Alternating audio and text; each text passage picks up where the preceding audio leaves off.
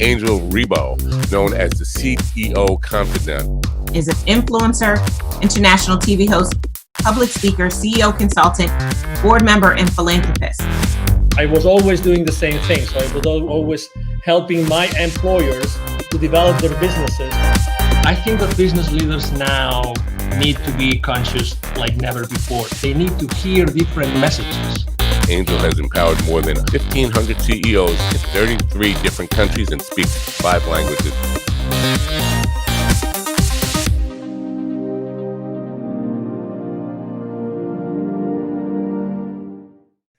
Hello, everybody. This is Angel Rebo, the CEO Confidant, and also in Latin America known as the co-founder and president of the Wisdom for Kids Foundation. We are here again today with Neville Joffe, who is the author of this incredible book called The Baker's Dozen Rules of Highly Successful Business Operators. Neville Joffe, also known as one of the most relevant executive educators in the Americas today. How are you doing, Neville? Wonderful, Angel. Thank you. Good to see you. Good to see you. So, we're going to talk about, chapter 8 of your most recent book, which is actually the title of chapter 8 is Finding Hidden Pockets of Profit.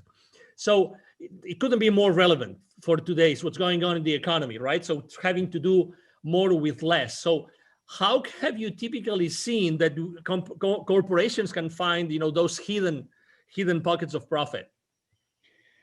Angel, what worked a year or 2 or 3 ago, 2 or 3 years ago, rather, it might have been a good decision then. It doesn't mean it's a good decision now.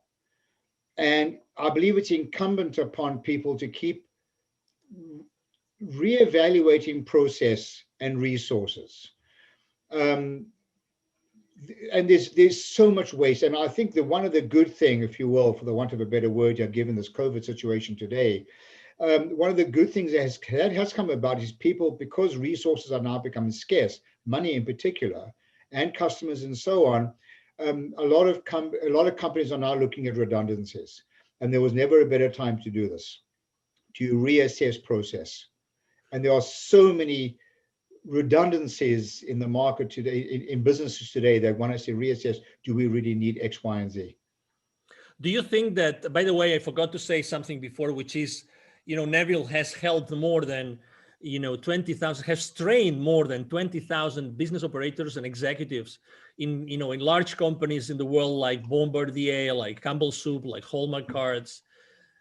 So, according to your experience, Neville, how easy it is to find those hidden pockets of profit in corporations today? Angel, it's very simple, but it's not easy. Okay. There's a lot of emotion involved. And in my experience, one of the good practices that I support and I recommend to clients is to do what I call the test of deprivation. Okay, what is that? People need to take a look at processes and ask themselves, what would happen if this process didn't happen? What would happen if we didn't have this meeting? What would happen if we didn't generate these reports? What would happen if I didn't need X, Y, and Z? And it's amazing how many processes that cost money are taken for granted. We just say we're doing it. One of the terms that I have so much difficulty accepting is when you ask somebody why they're doing something, and they tell you, because we've always done it like that. Wow, very common. And these are poisonous words in my mind, because it's demonstrating that people are just accepting status quo. So, for example, I'm going to talk about hidden pockets of profit. When you go to a meeting, I wonder how many of our listeners have said to themselves, and they go to a meeting, what am I doing at this meeting? Totally. Every time I've worked with people in workshops when we're delivering business acumen lessons, usually there's a roar of laughter. Well, this is actually not so funny, because you work out how much productivity is taken out of the workplace, because people are sitting in meetings where they have no business to be in. So I recommend that you work on that, and I've done this in my own companies, that they work on a hierarchy, if you will. Everybody who should be upside down. Everyone who should be at their meeting starts off, and as you move down the agenda, those people that have no right or no need to be present for that topic have the ability to leave. that you should have maybe 2 or 3 people left at the end.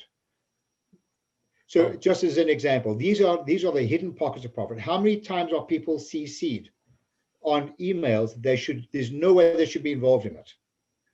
Or receiving photocopies of documents they have no right to be receiving.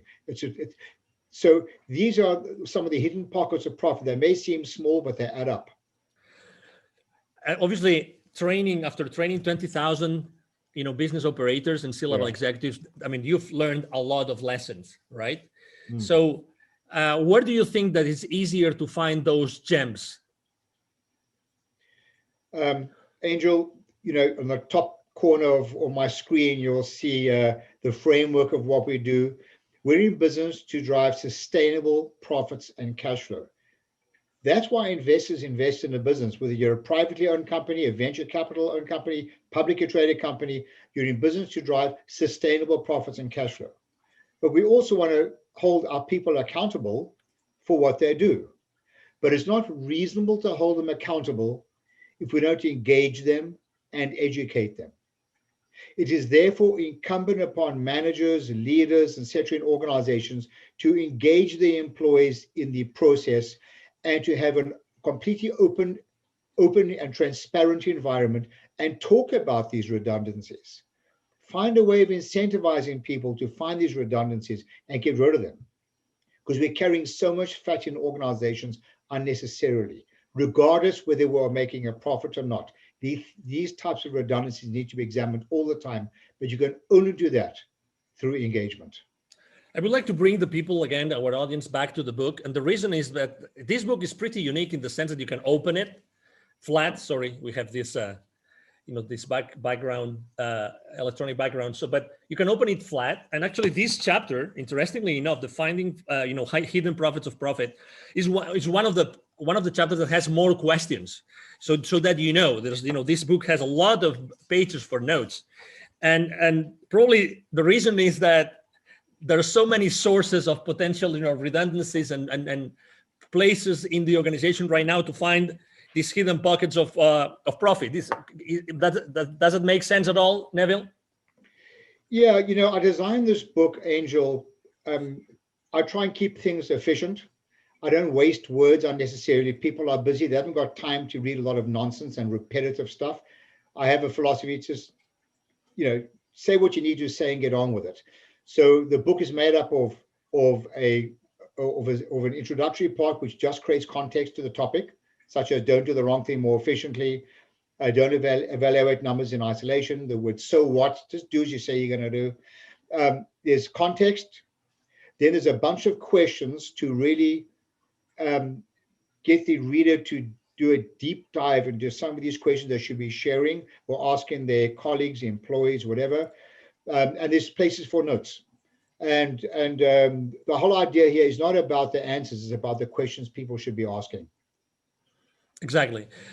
Neville, I would like to ask you also, this is your latest book, and what does this book represent? Because you have written many books, including textbooks for colleges. What does this book represent in your career? This, for me, Angel, is a legacy. As you can see, I'm only 50 years old, plus a lot of tax. This is part of a legacy for me.